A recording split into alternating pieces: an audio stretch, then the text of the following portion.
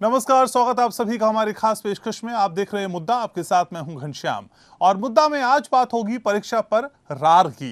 देश कोरोना महामारी से जूझ रहा है और इस बीच सीबीएसई की 12वीं की परीक्षाओं को लेकर मंथन हो रहा है, लेकिन बात नहीं बन पा रही है। सभी की अपनी अपनी राय है, तर्क हैं। 23 मई को राजनाथ सिंह की अध्यक्षता में हाई लेवल मीटिंग हुई थी। बैठक में केंद्र की तरफ से 2 सुझाव रखे गए थे। पहले प्रस्ताव में कहा गया कि 12वीं के स्टूडेंट्स का एग्जाम ले, सिर्फ मेन सब्जेक्ट्स के 200 में से 20 प्रमुख विषयों की परीक्षा ली जाए। दूसरा प्रस्ताव था कि अलग पैटर्न पर परीक्षा ले, जिसमें स्कूल में ही एग्जाम हो पाए। 3 घंटे की जगह 1.5 घंटे का ऑब्जेक्टिव टाइप एग्जाम हो। बच्चे तय करें कि वो कितने विषयों की परीक्षा देना चाहते हैं, स्कूल ही कॉपी चेक करे। इन विकल्पों पर राज्यों की अलग अलग राय है। दिल्ली के शिक्षा मंत्री मनीष सिसोदिया का कहना है कि केंद्र की तरफ से प्रस्तावित 2 विकल्प कोरोना वायरस के नए तनाव से उत्पन्न चुनौतियों का जवाब नहीं है।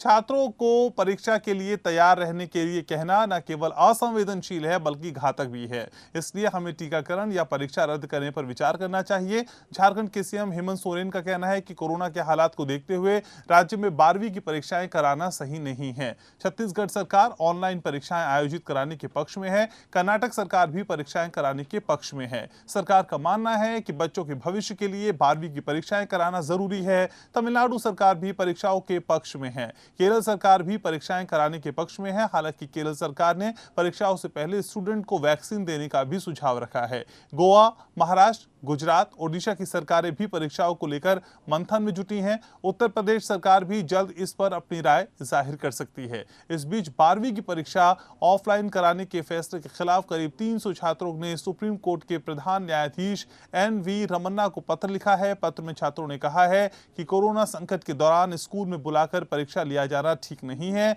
इसलिए इस फैसले को खारिज किया जाए। पत्र में वैकल्पिक रास्ता ढूंढने के लिए केंद्र सरकार को निर्देश देने की मांग की है। परीक्षाओं को लेकर राजनीतिक दलों की भी अपनी अपनी राय है। समाजवादी पार्टी के अध्यक्ष अखिलेश यादव का कहना है कि बोर्ड परीक्षा आयोजित होने से पहले सरकार छात्रों को कोरोना वायरस का टीका लगाना सुनिश्चित करे। टीकाकरण के बिना कोई परीक्षा नहीं होनी चाहिए। वहीं कांग्रेस महासचिव प्रियंका गांधी ने भी 12वीं की परीक्षा रद्द करने की मांग की है। जाहिर है 12वीं की परीक्षा को लेकर अपने अपने तर्क है। सवाल यह है कि कोरोना महामारी के बीच क्या परीक्षाएं कराने का जोखिम उठाना चाहिए? 12वीं की परीक्षाएं कराना क्या जरूरी है? क्या परीक्षा पर एक राय बनाना केंद्र के लिए बड़ी चुनौती है? क्या परीक्षाओं से पहले सभी बच्चों का वैक्सीनेशन संभव है? आखिर कौन सा विकल्प ज्यादा बेहतर होगा? सवाल यह भी है कि क्या इस मुद्दे पर अब सियासत तो नहीं हो रही? हर पहलू की पड़ताल करेंगे। मेरे साथ बेहद खास मेहमानों का खास पैनल जुड़ रहा है। भारतीय जनता पार्टी से मेरे साथ विजय खेड़ा साहब जुड़ रहे हैं। आम आदमी पार्टी से मेरे साथ घनेंद्र भारद्वाज हैं। शिक्षाविद हैं मनन द्विवेदी मेरे साथ चर्चा में, और कांग्रेस से रमन झा मेरे साथ जुड़ रहे हैं। सबसे पहले विजय खेड़ा, आप ही के पास आना चाहूंगा।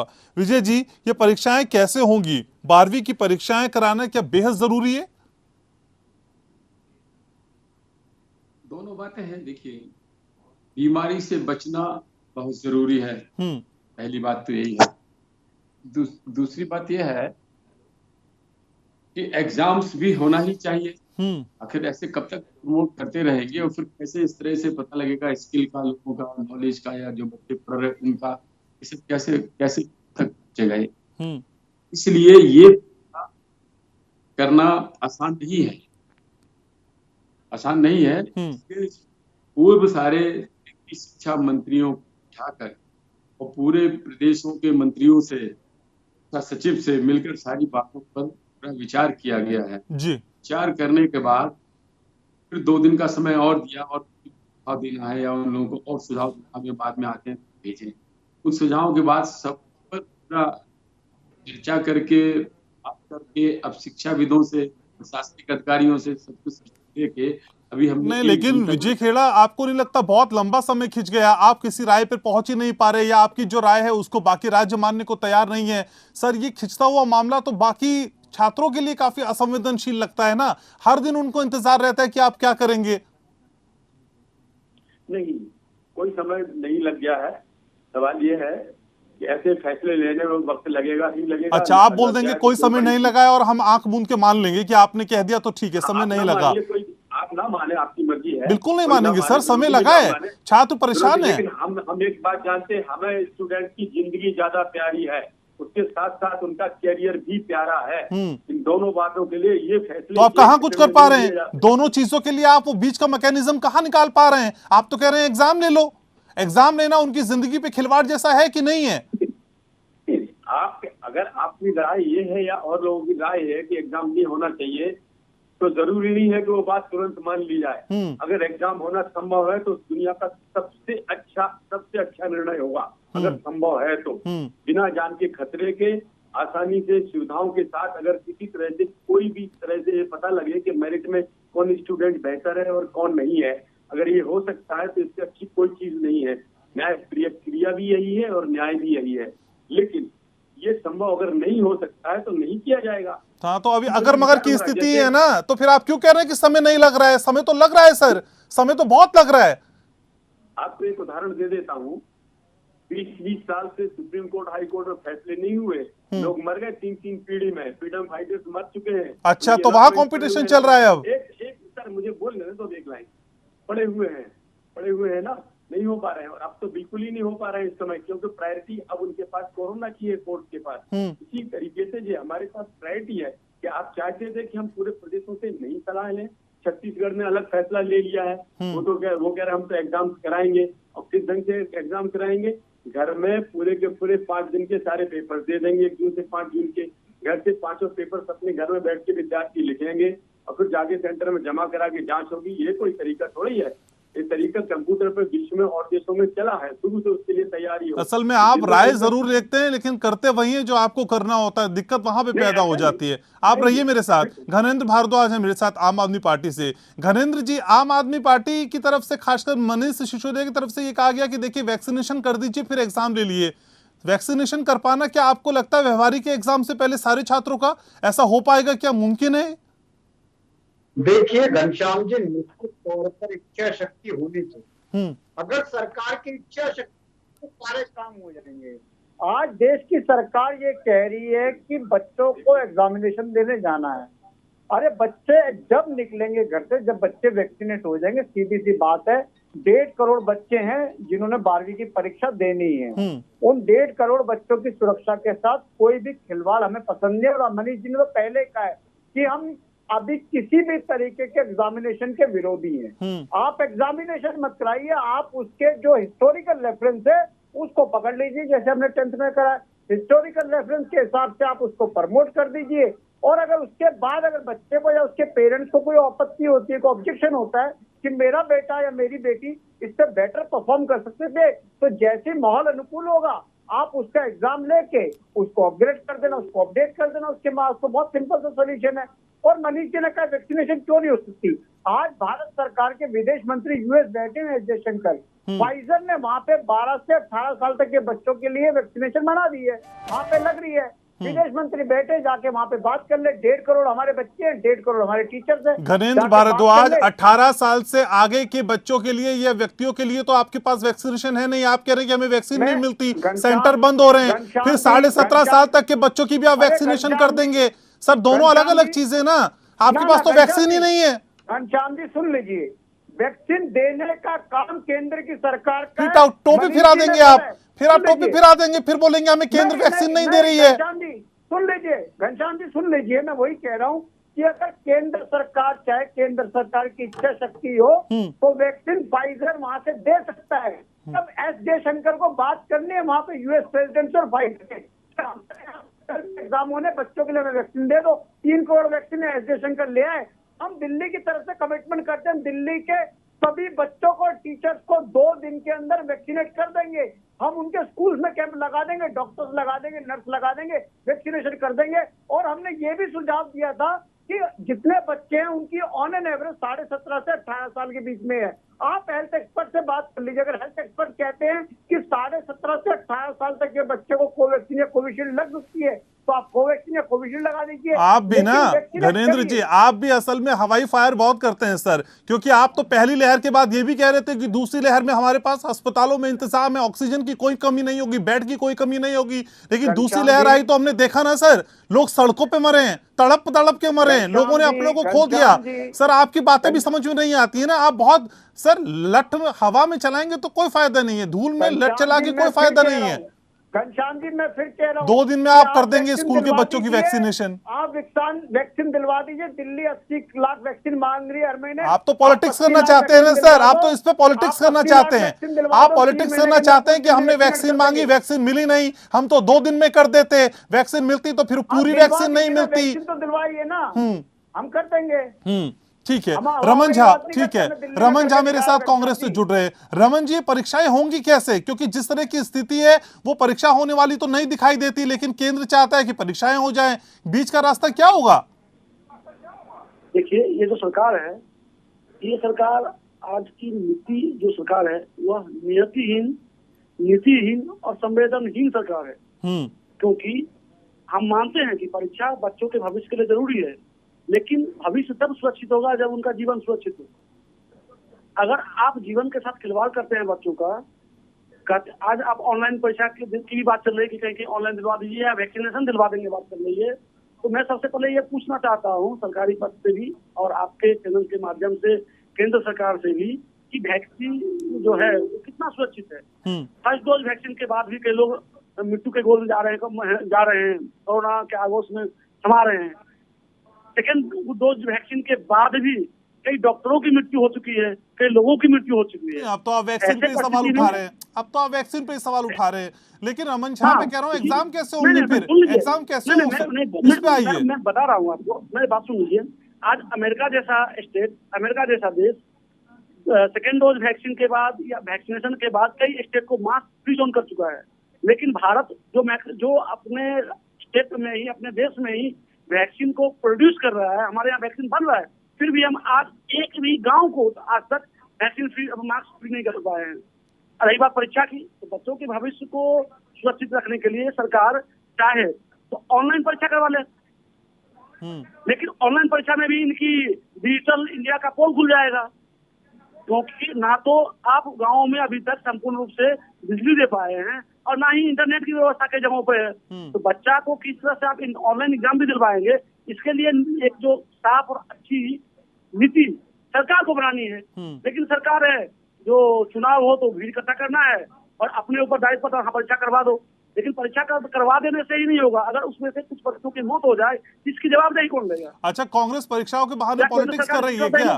कांग्रेस पॉलिटिक्स कर रही है क्या? प्रियंका गांधी पॉलिटिक्स कर रही है क्या इस मुद्दे पे? सुनिए, मुद्दे पे पॉलिटिक्स नहीं। आप जानते हैं कि तीसरी दौर की बात भारत सरकार से लेके बाहर के कई डॉक्टर्स और कई लोग कह चुके हैं, WHO ने भी कह चुका है कि तीसरी दौर की लहर आ सकता है भारत में, जो बच्चों को प्रभावित करेगा। तो ऐसे परिस्थिति में अगर आप बिना कुछ प्लानिंग किए परीक्षा करवाना चाहते हैं, आपकी नियति क्या है? आपने किस नीति के साथ कोई प्लानिंग तो की होगी? सबसे पहले देश के सामने अपने प्लानिंग रख दीजिए कि तीसरी लहर से आप लोगों को बचाएंगे कैसे, खासतौर पे बच्चों को। परीक्षा करने के दो तरीके समझाए ना सर, आपको शायद जानकारी नहीं है रमन झा। केंद्र की तरफ से जो मीटिंग हुई उसमें परीक्षा करने के दो तरीके समझाए गए। 1.5 घंटे का ऑब्जेक्टिव टाइप भी हो सकता है, ये भी बताया गया। कुछ खास विषय हैं जिनकी परीक्षा हो सकती है, कम समय का इस्तेमाल किया जाएगा, तमाम एहतियात बरते जाएंगे, ये बताया गया ना। हम क्या कर रहे हैं, 1.5 घंटे का ऑब्जेक्टिव जो आप बता रहे हैं कि ऑब्जेक्टिव एग्जाम दिया जाएगा 1.5 घंटे का, ये ऑफलाइन होगा या ऑनलाइन होगा? ऑफलाइन होगा। ऑफलाइन होगा। तो बच्चे तो उपस्थित आएंगे ही। तो उन बच्चों को सुरक्षित एग्जाम दिलाने का क्या है? क्या बच्चों को घर से सुरक्षित ट्रांसपोर्टेशन क्या होगा बच्चों का? सभी बच्चों के पास तो गाड़ी घोड़ा नहीं है। बच्चों को कैसे लाया जाएगा घर से? ठीक है, सुरक्षित वापस घर तक कैसे छोड़ा जाएगा? ठीक है, एग्जामिनेशन सेंटर का क्या सिचुएशन होगा? ठीक है। तो कांग्रेस की बात है कि कांग्रेस ये कह रही है कि देखिए दूसरा विकल्प यहाँ निकालने की कोशिश करिए। आप मेरे साथ रहिए रमन झा, मेरे साथ मनन द्विवेदी भी हैं, शिक्षाविद हैं। मनन जी, आप तो खुद शिक्षा के क्षेत्र से जुड़े हैं। ऐसे में जब हम प्रायोरिटी तय करने की बात करते हैं, प्राथमिकता तय करने की बात करते हैं, तो जरूरी क्या दिखाई देता है? बच्चों की सेहत या फिर बच्चों का भविष्य? क्योंकि आप तो अच्छे से जानते हैं सर, क्योंकि 12th के एग्जाम के बाद कई कॉम्पिटिटिव एग्जाम्स हैं, कई एंट्रेंस एग्जाम है जो इसकी बेस को तैयार करता है। ऐसे में एग्जाम नहीं हुए तो फिर क्या होगा?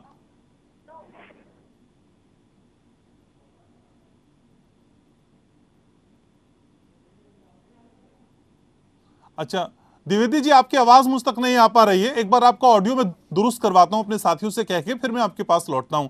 तो मेरे साथ विजय खेड़ा भी मौजूद है। विजय जी, असल में क्या कोई दूसरा विकल्प तैयार नहीं हो सकता ऑफलाइन के अलावा? क्योंकि ऑनलाइन एग्जाम की बात भी कांग्रेस कर रही है, दूसरे दल कह रहे हैं कि देखिए वैक्सीन लगा लीजिए। क्या कोई गुंजाइश नहीं है? पहली बात तो अभी जो वैक्सीनेशन के बारे में बोल रहे थे आप प्रवक्ता, उनको शायद इस बात की जानकारी नहीं है कि वैक्सीनेशन लगाते ही, वैक्सीन लगते ही एंटीबॉडीज नहीं बन जाती हैं। एक समझाए आवाज लगते थे, आज 7 दिन लगते हैं। ये समझ रहे हैं कि हमने वैक्सीन लगाई और अगले दिन से आदमी फिट हो गया, ऐसा नहीं होता। वैक्सीन लगने के बाद भी आदमी को आइसोलेशन में रहना चाहिए जब तक एंटीबॉडीज तैयार ना हो जाए बॉडी में। कभी 10 दिन लगते थे, अब कम समय लगता है, लेकिन समय तो लगेगा, 4 दिन 5 दिन तो लगते ही। दूसरी बात, कांग्रेस प्रवक्ता कह रहे थे कि वैक्सीन के बाद बहुत से लोग मर गए, डॉक्टर मर गए, ये सफेद झूठ है। वैक्सीन के बाद कोई नहीं मरा। जो गए थे सीरियस हालत में। सर मेरा शो वैक्सीन पे नहीं है सर, मेरा शो एग्जाम पे है सर, इस पे भी मुझे बताइए, क्योंकि कई छात्र हैं सर जो आपको देख रहे हैं, जो एक राह यहाँ से आज चाहते हैं। तो मुझे वैक्सीन के अलावा ये बताइए कि एग्जाम के लिए दूसरा विकल्प क्या होगा आपके पास, क्योंकि आपकी बात तो कोई मान नहीं रहा है फिलहाल। वो ठीक है, लेकिन अब कोई बात आती है तो उसका उत्तर तो एक लाइन में देना ही होगा। कहिए प्लीज। आप जो कह रहे हैं केंद्र का जो प्रस्ताव है, अब उस पर चर्चा करते हैं। केंद्र का जो प्रस्ताव था वो ये था कि 200 विषय है, उनमें से 20 विषय चुन लिए जाए और अपनी मर्जी के विषय में एग्जाम दे दे, और कुल मिला के 1.5 घंटे का जो आप बता रहे थे, अभी 3 घंटे की जगह 1.5 घंटे का ऑब्जेक्टिव पेपर हो, उसी स्कूल में एग्जाम दे, अभी अलग जगह जाना ना पड़े जहाँ वो रेगुलर इतने साल से जा रहे हैं, और तीसरा उसी स्कूल में कॉपियां चली जाए। ये एक प्रस्ताव था, कोई निर्णय नहीं है। अगर निर्णय लेना होता तो आवश्यकता क्या थी इसमें सब लोगों से बात करने की? 5 मंत्री बैठ रहे हैं केंद्र के, और पुराने भी, और पूरे हिंदुस्तान भर के मुख्यमंत्रियों से चर्चा हो रही है, फिर प्रस्ताव मांगे गए हैं। तो ये नहीं है कि कोई निर्णय को थोपना है, लेकिन जो निर्णय प्रैक्टिकल हो और जिसमें सुरक्षा भी हो, तो इसमें समय लगने में कोई नहीं। एग्जाम 1 जून से हो रहा, 5 में से भी हो जाए तो भी क्या, और जुलाई में भी हो जाए तो भी क्या, ऐसे हुआ ही है। नहीं सर, बहुत सारे आगे के एग्जाम इफेक्ट करते हैं, बहुत सारे एंट्रेंस एग्जाम है, आगे कॉलेज की पढ़ाई है, कई सारी चीजें जो इफेक्ट होंगी। आप ये मत सोचिए कि समय लिंगर ऑन होगा तो फर्क नहीं पड़ेगा, फर्क बिल्कुल पड़ेगा। मैं आपको बता देता हूँ जिन हालातों में है, यूपीएससी एग्जाम भी पोस्टपोन किए गए हैं, विश्वविद्यालय के भी पोस्टपोन किए गए हैं। ये कहना बिल्कुल मैं नहीं मानता कि इससे फर्क पड़ेगा। जितना मिनिमम फर्क पड़ना है वो तो पड़ेगा ही, लेकिन एग्जाम 1 महीने या 2 महीने बाद होंगे, इससे कोई फर्क पड़ने वाला नहीं है। सही जगह पर पहुंच जाएगा, सही निर्णय हो जाएंगे, सही मेरिट बन जाएगी, इसके सामने डेवलपमेंट हो जाएगा, अच्छे पढ़ लेंगे, तो इससे कोई फर्क नहीं पड़ता है महीने या 2 महीने से। अच्छा। लेकिन हाँ, अगर एग्जाम हो सकते हैं कुछ दिनों के बाद, ऐसी स्थिति निकलती है तो अच्छी बात है, लेकिन ऐसी उम्मीद नहीं लग रही है। ठीक है कि ऐसा हो पाएगा इन हालातों में। ठीक है सर, ठीक है। भारद्वाज जी आऊंगा आपके पास, लेकिन मानंद द्विवेदी मेरे साथ जुड़ चुके हैं, आ रहा हूं आपके पास। मानंद जी, असल में मैं ये जानने की कोशिश कर रहा था, बतौर शिक्षाविद आपको क्या लगता है सर, बच्चों का स्वास्थ्य, बच्चों की जिंदगी जरूरी है या उनका भविष्य जरूरी है? और एग्जाम अगर नहीं हुए या ऑफलाइन किए गए और ऑनलाइन करने की बात कही जा रही है, इन तमाम क्वेश्चंस के बीच में कितना फर्क पड़ता है सर छात्रों के भविष्य पर? जी, मैं यहाँ पर ये कहना चाहूंगा कि बच्चों का स्वास्थ्य और बच्चों का जो फ्यूचर है, जो भविष्य है, इन दोनों में कहीं भी कोई कॉन्फ्लिक्ट नहीं है। और एक तरीके से हम लोग स्वास्थ्य को भी रख सकते हैं। हमारी सरकार जो है, दिल्ली में जो सरकार है, हमारी सेंट्रल गवर्नमेंट है, स्वास्थ्य को भी रख सकते हैं। और बच्चों का फ्यूचर है, उनका सेशन लेट नहीं हो, इस पूरी कंसर्न को भी सामने रखा जा सकता है। जैसे मैं कहूंगा कि 2-3 बातें पहले से चल रही हैं, न्यूज मीडिया में आ रही हैं, और ऐसी बातचीत चल रही है कि ऑनलाइन एग्जाम भी लिए जा सकते हैं। ऑनलाइन एग्जाम भी लिए जा सकते हैं। देखिए, अगर हम एग्जाम्पल लें अमेरिका का, तो जो छात्र भारत से या विश्व के और राष्ट्रों से अमेरिका में जाना चाहते हैं, उनके सारे जो एग्जाम होते हैं वो एक ही त्वरित क्षण में होते हैं, और वो सारे के सारे एग्जाम ऑनलाइन होते हैं। तो पेंडेमिक के बाद की बात नहीं है, पेंडेमिक से पहले की भी बात है कि ऐसी व्यवस्थाएं अमेरिका जैसे राष्ट्रों ने, जो हमसे आगे माने जाते हैं, जहाँ जिनको विश्व की का पोल माना जाता है, धुरी मानी जाती है। लेकिन मनन जी, भारत के परिप्रेक्ष्य में आपको लगता है कि ऑनलाइन एग्जाम एक अच्छा विकल्प होगा? क्योंकि कई इलाके, कई जगह तो ऐसी हैं जहां बिजली नहीं है, इंटरनेट की बात तो छोड़ दीजिए, वहां इंटरनेट पहुंचाना, वहां बिजली की व्यवस्था करना, ये सारी चीजें व्यवहारिक दिखाई देती हैं क्या सर? नहीं, वो एक्चुअली उसमें ये बातें व्यवहारिक तो हैं, पर इसमें मैं ये कहना चाहूंगा कि जिस तरीके से 1-1.5 साल से बच्चों के सेशन लेट हो रहे हैं, बहुत स्कूल में भी लेट हो रहे हैं, यूनिवर्सिटीज, विश्वविद्यालयों में भी लेट हो रहे हैं, तो एक तरीके से उनके फ्यूचर के साथ खिलवाड़ हो रही है। और ये तो कोई बात ही नहीं होती है कि बच्चे वैक्सीनेट नहीं हुए तो एग्जाम नहीं दे पाएंगे, क्योंकि वैक्सीनेशन की मुझे ऐसा लगता है जरूरत नहीं है बच्चों को एग्जाम देने की। घनश्याम जी, मैं विजय जी की बात का जवाब देना चाह रहा था। विजय जी कह रहे थे कि आ रहा हूँ खेड़ा साहब आपके पास भी आ जाऊंगा, पहले जवाब ले लेते हैं। विजय जी कह रहे थे वैक्सीनेट नहीं कर सकते। मैं विजय जी को सिर्फ इतना बताना चाह रहा हूँ कि विजय जी, जो भारत सरकार कह रही है, जो मिनिस्ट्री ऑफ ह्यूमन रिसोर्स ने बोला है कि वो भी अगस्त में एग्जाम कराने की बात कर रही है। आज मई का महीना चल रहा है। एज पर WHO जो दूसरी डोज है वो 45 डेज में दे सकते हैं। अगर आप 1 जुलाई से लेकर 10 जुलाई के बीच में अगर बच्चों को पहली डोज दे देते हो तो जुलाई में उसको दूसरी डोज मिल जाएगी, अगस्त में एग्जाम करा लेना। ये बात तो नहीं आपकी वैक्सीनेशन की, जो आप कह रहे हो कि वैक्सीनेट नहीं करा सकते। दूसरी बात, जो मनीष जी ने बोला है कि हम एग्जाम के घोर विरोधी है, हमने सरकार को सुझाव दिया है कि आप 12th के बच्चों के हिस्टोरिकल रेफरेंस पकड़ लीजिए, हिस्टोरिकल रेफरेंस के हिसाब से ये बता चुके। हाँ, मैं वही कह रहा हूँ, हिस्टोरिकल रेफरेंस के हिसाब से आप प्रमोट कर दीजिए। अगर किसी बच्चे को कोई ऑब्जेक्शन होगा, उसके पेरेंट्स को ऑब्जेक्शन होगा, जैसे माहौल अनुकूल होगा आप एग्जाम ले लेना और एग्जाम लेने के बाद अपडेट कर देना। इसमें कोई बहुत बड़ी फिलॉसफी नहीं है। लेकिन भारद्वाज साहब, अभी किसी निर्णय पर सरकार नहीं पहुंची है ना, अभी तो मंथन किया जा रहा है, प्रस्ताव किए जा रहे हैं। आप इतने अग्रेशन में क्यों आ जाते हैं, मुझे ये समझ में नहीं आता। घनश्याम जी, निश्चित तौर पर देश के बच्चों के भविष्य का सवाल है। ये लोग क्या कह रहे हैं कि बच्चों को घर से बाहर निकालो। कैसे निकालेंगे बच्चे को? आप निकालोगे अपने घर से बच्चे को? अगर वो वैक्सीनेट नहीं हुआ, आप भेजोगे उसको एग्जाम देने? सरकार पता नहीं कैसी बात कर रही है कि एग्जाम दे रहे, भेज दो। और दोनों प्रपोजल में बच्चे को घर से बाहर निकलना पड़ेगा। क्या अपने स्कूल में चाहे या दूसरे स्कूल में जाए, घर से बाहर तो निकलना पड़ेगा। आज माहौल है बच्चों को घर से बाहर निकालने का। ठीक है सर, मुझे वाइंड अप करना है, लेकिन उससे पहले खेड़ा साहब आप क्या कह रहे हैं, बोलिए। मैं ये कह रहा था कि जो अभी अमेरिका और दूसरे देशों का उदाहरण दे रहे थे, तो उनके ऑफलाइन एग्जाम्स होते हैं, तो उसमें अधिकांश बल्कि 90% एग्जाम्स ऑफलाइन वो होते हैं जो आपको उन्हीं के कंप्यूटर पर जो पहले से सैंक्शन होता है उस पर बैठ के देना होते हैं। या एम्बेसी हो सकती है, कोई होटल हो सकता है, जो उनके ऑथराइज प्लेसेस होती हैं, चाहे स्कूल हो चाहे। सर आप यहाँ की बात समझाइए ना, मुझे अमेरिका नहीं समझना है आपसे सर, मुझे बाहर के देश नहीं समझने, मुझे बिल्कुल इंटरेस्ट नहीं है सर पश्चिमी देशों में। मुझे अपने देश की बात बताइए। मेरे यहाँ के जो बच्चे हैं वो चिंतित है अपने भविष्य को लेके, मुझे वो समझा दीजिए खेड़ा साहब, मत समझाइए बाकी बातें प्लीज। तो इससे कंफ्यूजन नहीं होगा कि हम क्यों नहीं करा रहे साहब? अगर हम नहीं, सर आप अपनी छवि के लिए रहते हैं हमेशा, आपकी छवि खराब ना हो जाए, कहीं कंफ्यूजन पैदा ना हो जाए। सर आप अपने आप में इतने बड़े, अपने को इतनी बड़ी प्रायोरिटी क्यों देते हैं सर, कि हम हमारी तरफ से ये कंफ्यूजन कहीं ना चला जाए, ये छवि ना चली जाए। सर इससे आगे सोचिए ना, मुझे कोई वैकल्पिक व्यवस्था समझा दीजिए खेड़ा साहब कि ये वैकल्पिक व्यवस्था हो सकती है।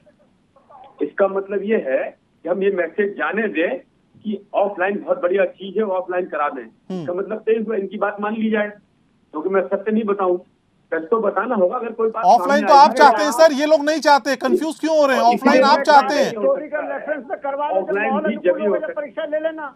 अभी बच्चों को प्रमोट कर दो हिस्टोरिकल रेफरेंस के हिसाब से। समझ में नहीं आ रही क्या आपके समझ नहीं आ रही है? शुरू से आखिर तक पूरी दिल्ली हिस्टोरिकल रेफरेंस अभी प्रमोट कर दो, जब माहौल अनुकूल हो सर बहुत अफसोस के साथ कहना पड़ रहा है, ये राजनीति का विषय नहीं है सर, ये राजनीतिक, ये सर राजनीतिक स्कोरिंग नहीं चलेगी सर, पॉलिटिकल स्कोरिंग नहीं चलेगी। मेरे पास समय इतना ही है। खेड़ा साहब बहुत शुक्रिया आपका, भारद्वाज साहब आपका भी शुक्रिया मनन आपका, और शुक्रिया रमन झा आपका चर्चा में जुड़ने के लिए, अपनी बात रखने के लिए। तो 12वीं के बच्चों का भविष्य क्या होने जा रहा है, इस पर हालांकि अभी मंथन हो रहा है। अब प्रस्तावों पर किस तरह की मोहर लगेगी इसके लिए इंतजार करना होगा, लेकिन दिल्ली सरकार का कहना है कि आप हिस्टोरिकल रेफरेंस में जाइए, और अगर किसी तरह की किसी पेरेंट्स को दिक्कत है तो फिर आप आने वाले समय में उसे अपग्रेड कराइए, उसके दोबारा से एग्जाम ले लीजिए। ये तमाम तरह की बातें, तमाम तरह की योजनाएं कितनी फ्रूटफुल होंगी और कितनी व्यवहारिक होंगी, इसके लिए इंतजार करना होगा। फिलहाल मुद्दा में आज के लिए बस इतना ही। नमस्कार।